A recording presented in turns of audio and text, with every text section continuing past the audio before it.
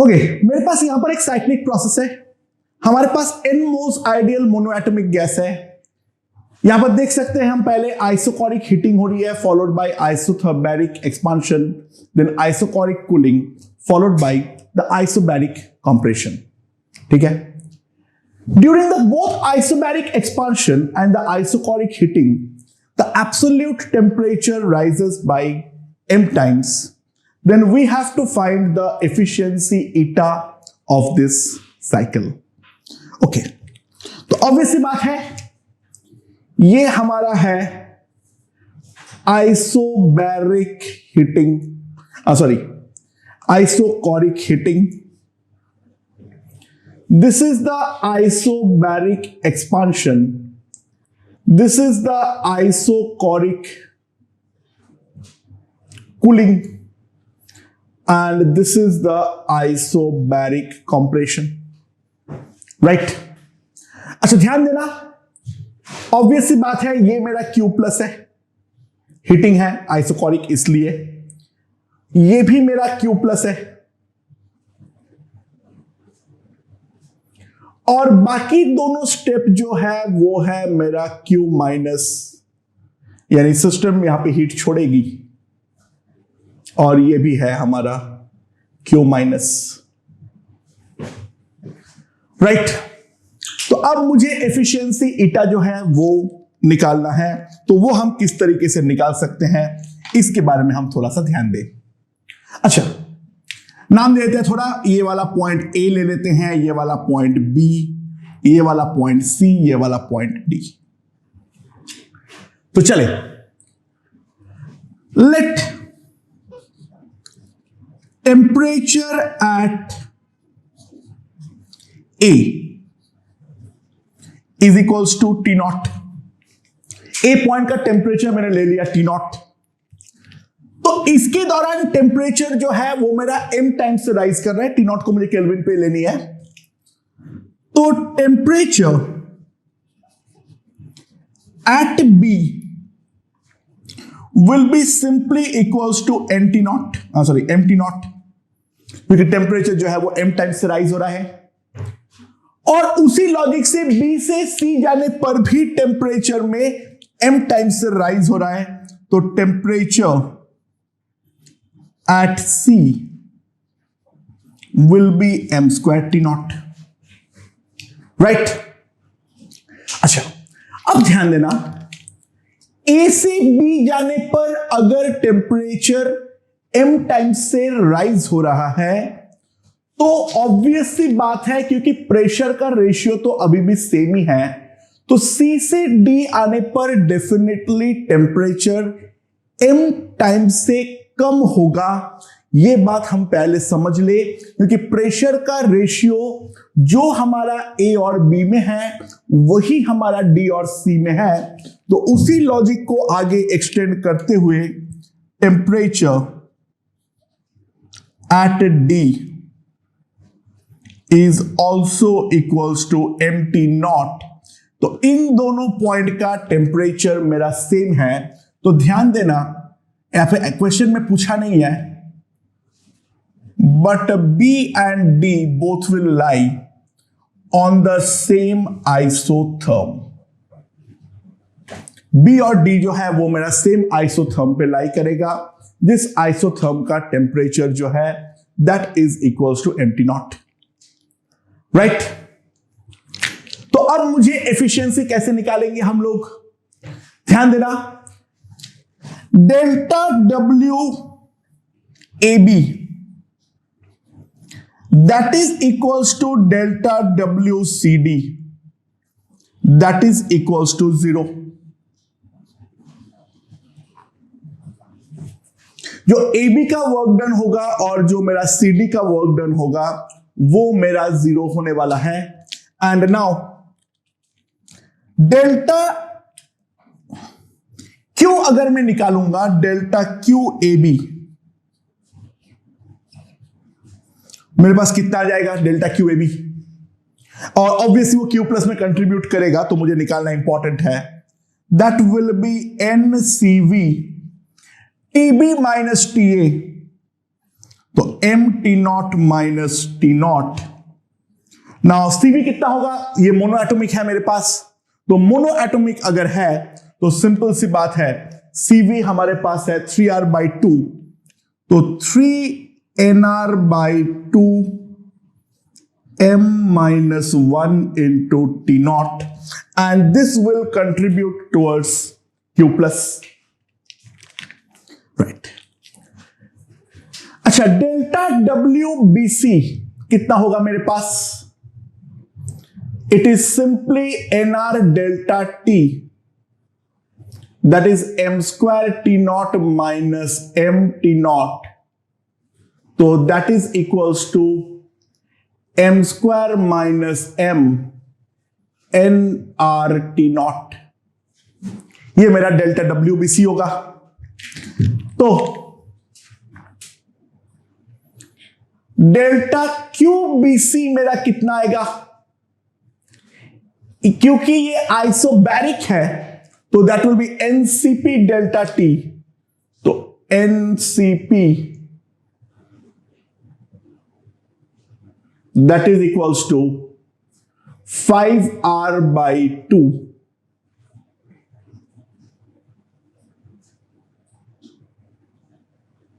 into m square minus m, right? Now delta WCD कितना हो जाएगा? 0, वो तो है ही है।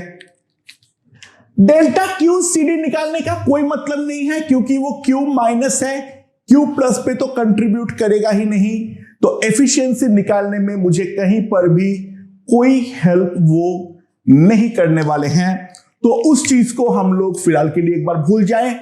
और अब मुझे निकालना है delta WDA। Again it's isobaric, तो आइसोबैरिक के लिए कितना होगा? NR डेल्टा T यानी T naught minus M T naught, तो minus NR T naught into M minus 1, ये मेरा डेल्टा WDA होगा।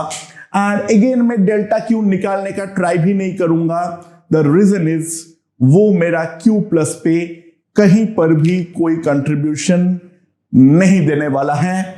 तो अगर मैं इस पूरे साइकिल का डेल्टा W निकालूं तो delta W cycle will be delta WBC m square minus m into nr T naught minus m minus this into nr T naught, right? तो मेरे पास कितना आ जाएगा? nr T naught m square minus 2m plus 1, मेरे पास ये वाला चीज आ जाएगा, right? सो अब मेरे पास अगर ये चीज आ गया है तो यहां से मैं क्या कर सकता हूं, एंड साफ साफ ध्यान देना, मेरे पास ये भी आ गया है, ये है nr T naught into m minus 1 का होल स्क्वायर। ओके, ये मेरे पास आ गया delta W cycle.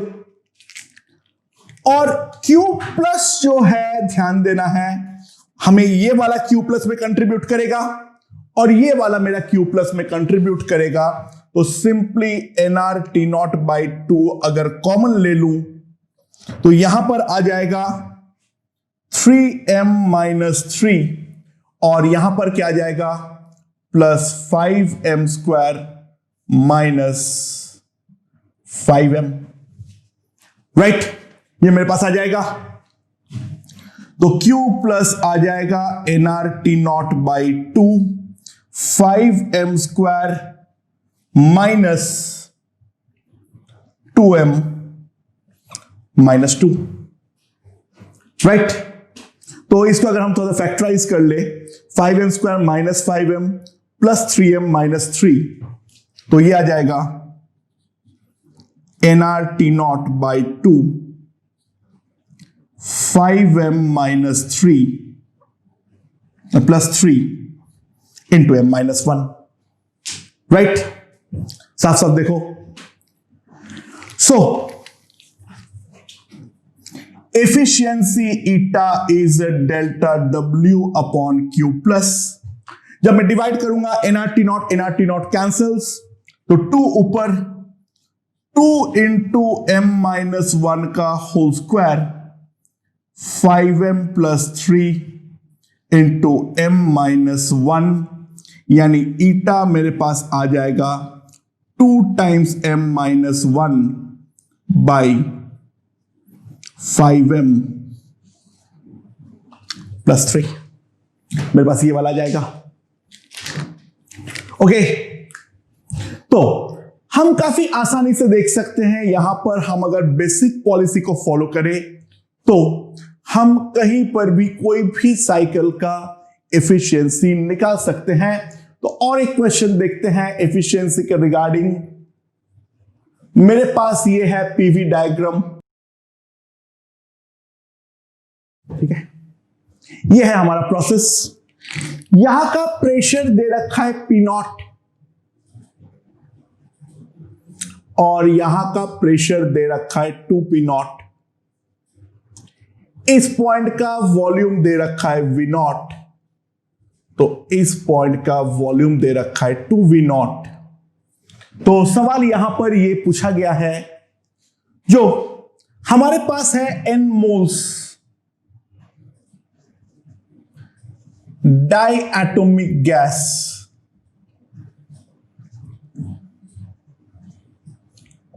we have to calculate the efficiency eta. Okay. अच्छा, ध्यान दिया जाए, ये वाला पॉइंट का प्रेशर है पी नॉट, इसका है 2p नॉट, राइट।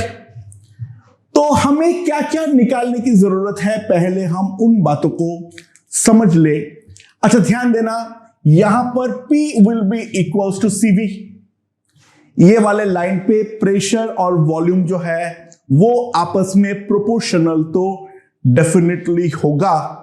तो अगर मेरा प्रेशर कहीं पर 2 टाइम्स हो रहा है तो वॉल्यूम भी डेफिनेटली मेरा 2 टाइम्स होगा।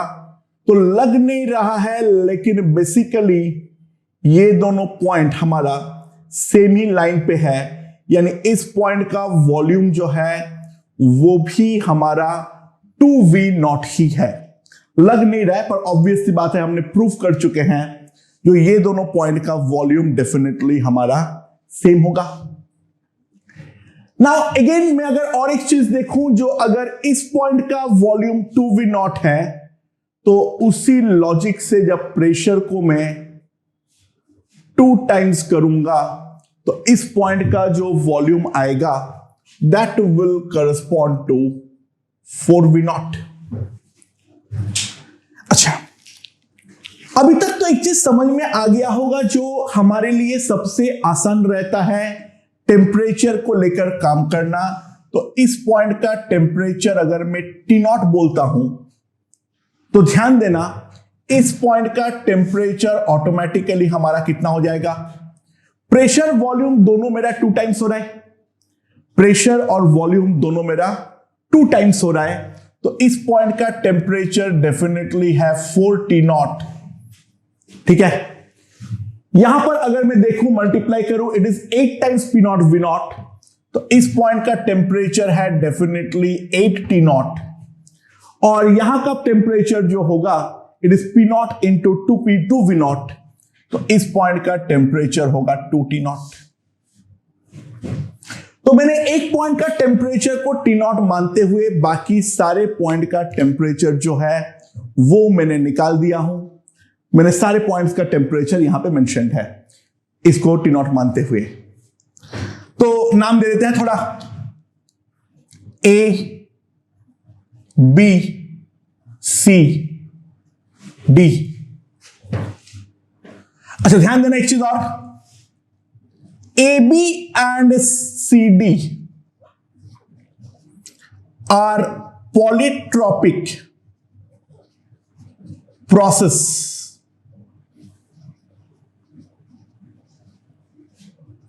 दोनों में ही P is proportional to V, यानी PV to the power -1 will be equals to constant. PV to the power -1 will be equals to constant. Right? अच्छा, so पॉलीट्रॉपिक का इस्तेमाल हम करेंगे। बाकी BC और CD तो बहुत सिंपल है। BC जो है वो है मेरा आइसोबैरिक एक्सपांशन और DA जो है वो मेरा है आइसोबैरिक कंप्रेशन। ओके, तो चलो चालू करते हैं। For AB and CD molar heat capacity C कितनी आएगी? ध्यान देना, ये डाई एटॉमिक है तो CV है 5R/2 plus R/1 minus M। M जो है वो है मेरा -1, तो ये मेरे पास कितना आ गया? This is 2, so this will be equals to 3R। तो मोलर हीट कैपेसिटी जो आ गया है वो आ गया है मेरे पास 3R। अच्छा, तो ऑब्वियसली बात है जहां टेम्परेचर बढ़ेगा तो हमारा हीट जो है सिस्टम को देनी पड़ेगी, और जब हमारा टेम्परेचर कम होगा सिस्टम से हीट रिलीज होने वाली है। तो AB और BC ये दोनों स्टेप्स मेरा Q प्लस होगा और CD DA मेरा डेफिनेटली Q माइनस होने वाला है। Right? Okay, so now let's calculate. Polytropic है तो डेल्टा WAB मैं क्या लिख सकता हूं? NR delta T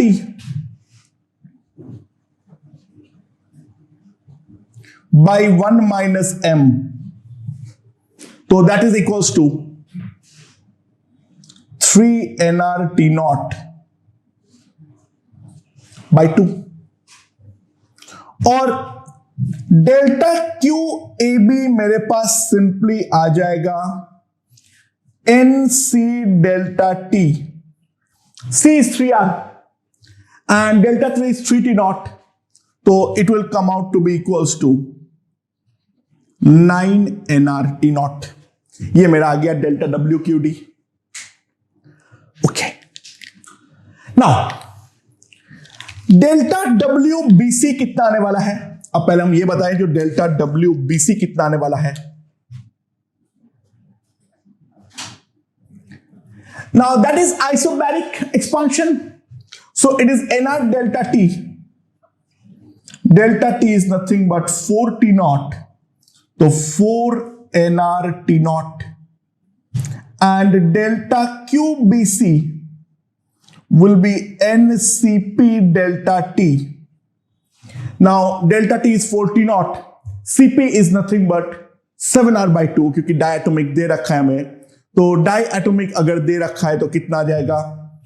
N into 7R/2 into 4T naught, तो it will be 14NR T naught। पर ध्यान देना, इन दोनों के अलावा और कोई मेरा Q प्लस में कंट्रीब्यूट नहीं करेगा, तो मेरे पास टोटल Q प्लस का वैल्यू जो है वो तो डेफिनेटली आ चुका है। अब इसके अलावा मुझे यह निकालना पड़ेगा डेल्टा WCD कितना होगा? That is NR delta T। Delta T is nothing but -6T naught by 1 minus M, that will be equal to 2। तो मेरे पास कितना आ जाएगा?